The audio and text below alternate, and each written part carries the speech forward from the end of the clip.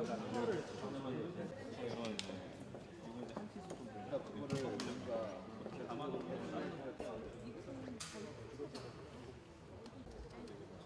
같은 경우 보통 이제 일반적으로 집에 있는 칫솔꽂이 같은 경우는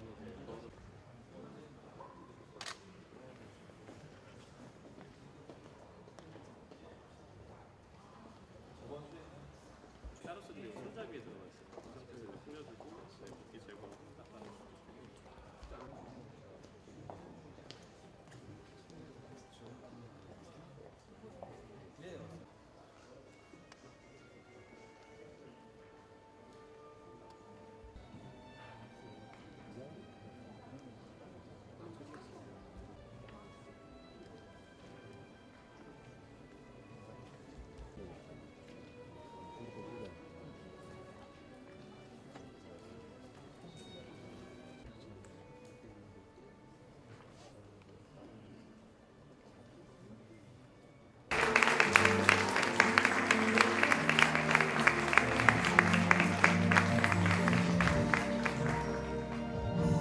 저는 사실 콜키의 비즈니스 모델이 한국에 성공하기 위해서는 한국의 문화가 조금 개선된다고 생각합니다.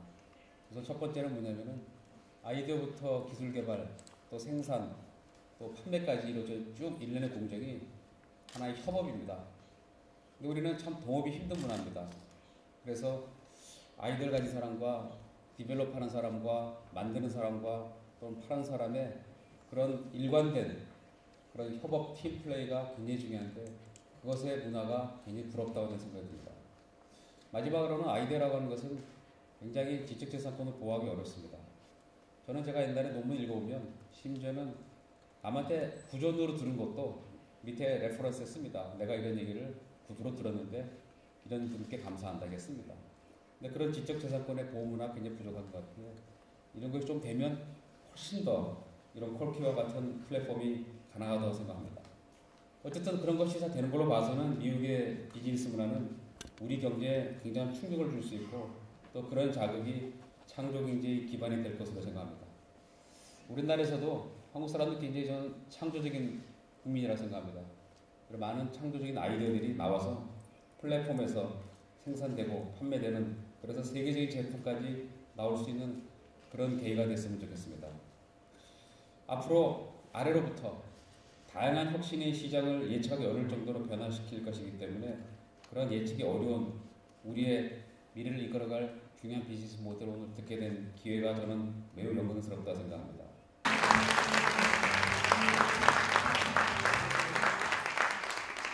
Hi everyone, thank you for having me here.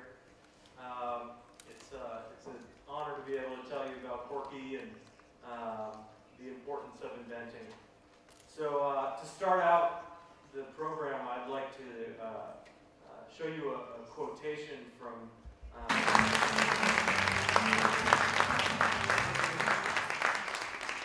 Hi everyone, thank you for having me here. It's an honor to be able to tell you about Porky and the importance of inventing. So to start out the program, I'd like to show you a quotation from we haven't created a meaningful new category or brand in quite some time. The person who said this was the CEO of P&G, and he said it about a year and a half ago. Analysts were asking him why his company wasn't doing well, and he said, well, it's because we haven't created anything new or meaningful. The punchline to this story is that this guy no longer has his job, and P&G has a new CEO. The importance. So before I tell you about Porky, I'm going to tell you about me. I was a terrible student. I was the worst student you could possibly imagine. So bad that I was sitting in the back of math class my senior year in high school, trying to figure out a way to listen to my iPod Shuffle without my teacher realizing that I wasn't listening to her. I had this idea for a lanyard headphone and to conceal the wires, so all the distance I needed to clear was from here to here. I went home in the world. I thought the only thing standing in the way of this one little product being a huge mass market success was a little bit of money. Most inventors think the only thing standing in the way of their great idea is a little bit of money. My parents took all the equity out of their home, handed me $185,000, and I got on the next flight to China before my high school graduation. I landed in Shenzhen, and maybe 72 hours later realized that all the things standing in my way had nothing to do with money. That inventing is really, really hard. Making a product is really, really hard. Nonetheless, I realized that I was able to get through this process, but that wasn't easy. I was sitting on a subway in New York, and I looked to my right, and there was this woman. And I don't know who she was or where she came from, but she was wearing the product that I designed in high school. And that was the packs. But at some point, we stopped inventing. Every single human being in the world. On that subway, I realized that I was lucky that I was able to have Mophie and get my product out. But good ideas should not be left up to luck. Good ideas should be into the world just because they're good, not because they're good. I recognize that the only way we move forward as a people is through invention. Invention is really important. These are all the different things you need to know just to push one product into the world. So when I started Quirky 5 years ago, regardless of who it came from and so on, there's a beautiful building. It's called the Empire State Building. And it's one of the most iconic buildings in the world. 410 days to build the entire Empire State Building. Think about how little happens in most companies in 410 days. But some of the most iconic work was done in short amount of brand. It took them 4 years to make this potato peeler. So 410 days to build the most iconic building in the world. Invention today is broken. At Quirky, we launched 3 brand new consumer products every single week. Every Tuesday at 12, every Thursday at 12, and every Friday at 12, regardless of what's going on in the world. Patent. Some people have fully flushed out things that are ready to go into production, but the large majority of our community just has a thought. Hey, wouldn't it be cool if we made a better spoon or a smarter air conditioner? And then the world votes just an idea into a finished product. The community helps us do everything. The best way to describe how Quirky works is to tell you the story of one of our products. This guy right here is, Jake came from the Midwest in the United States. And he went home one day and had a problem. He looked on his floor and he realized that he couldn't fit all of his packing, where you can literally help name our products. When we come up with a product idea, there's literally 7,000 names, 50,000 votes on which is the best name. Eliminating all politics within the company because we have the data as to which name is the best. Something as simple as naming just transformed by online technology. Of Jake's product, done on an Object Connix 350 3D printer. We brought to stop there. We had more work to do. We had to design packaging. We told the story of Jake's product on the package. You put his photo, so everyone knows.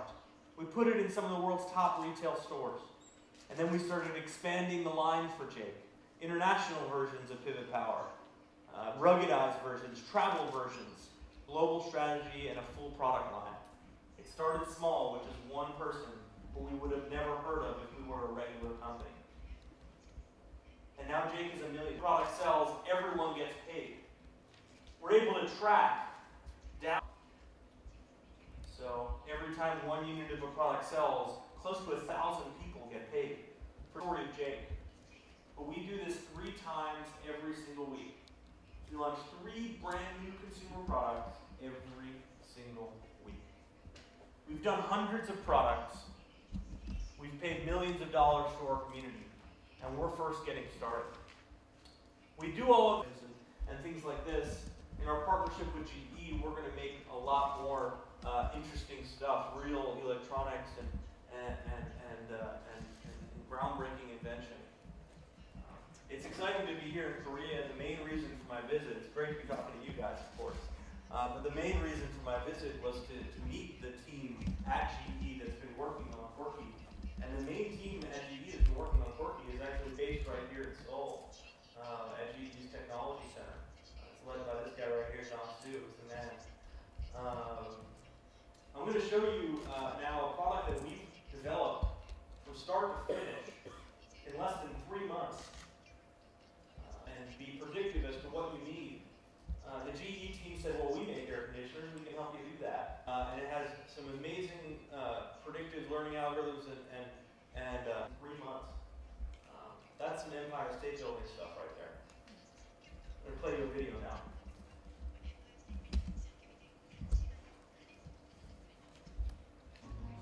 I'm Kevin Nolan, Vice President of Tech. Opportunity to do something different, do something new and unique. The genesis for this idea started as I was driving through Northwest London. Former executive of the Department of Energy. We had a great partner in GE, who is one of the most trusted brand names in home appliances. At Quirky, we are very excited.